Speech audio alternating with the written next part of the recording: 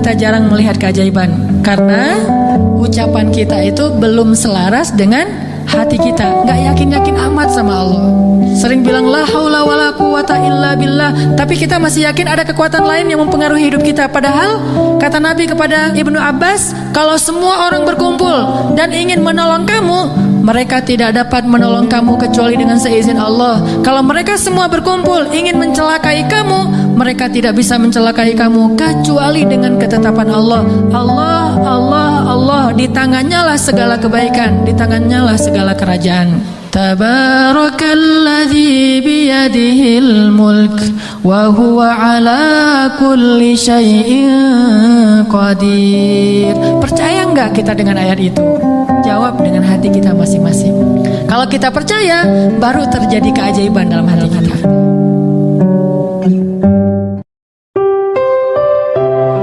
Kita butuh Allah ketika Allah kasih kita ujian. Bahkan tetap kita butuh Allah ketika Allah kasih kita nikmat. Kalau kita butuh Allah saat diuji agar kesabaran kita terjaga. Karena orang yang tidak dibersamai oleh Allah Subhanahu wa Ta'ala, ketika dia sedang diuji, maka dia akan mudah untuk berkeluh kesah, bahkan berputus asa.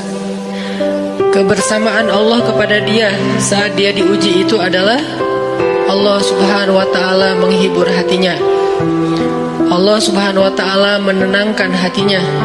Bukankah dengan mengingat Allah hati menjadi tenang?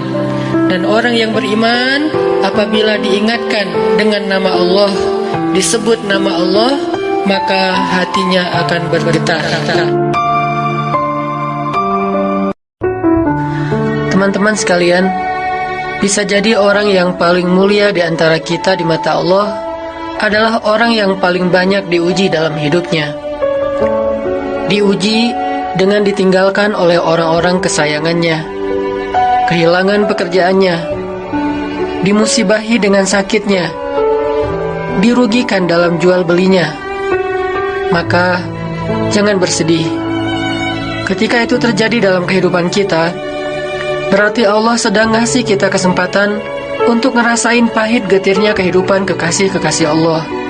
Pahit getir kehidupan Asiyah istri Fir'aun, pahit getir kehidupan Ayub alaihissalam, Ibrahim alaihissalam, Siti Hajar, dan masih banyak lagi kekasih-kekasih Allah lainnya.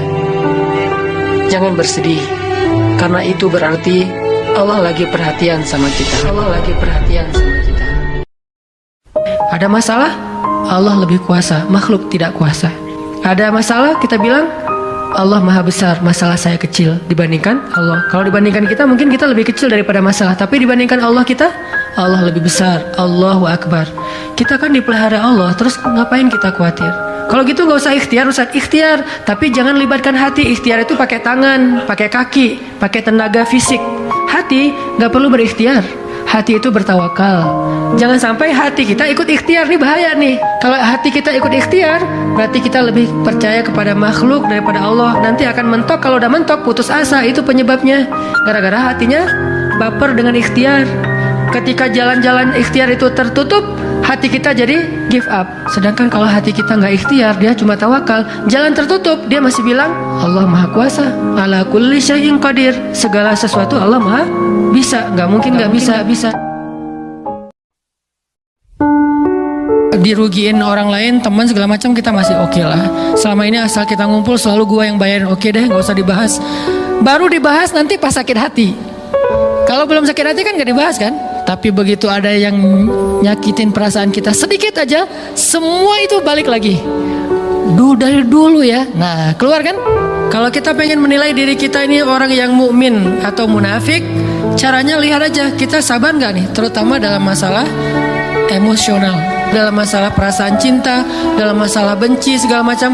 Masih bisa nggak kita adil bahkan kepada orang yang kita benci?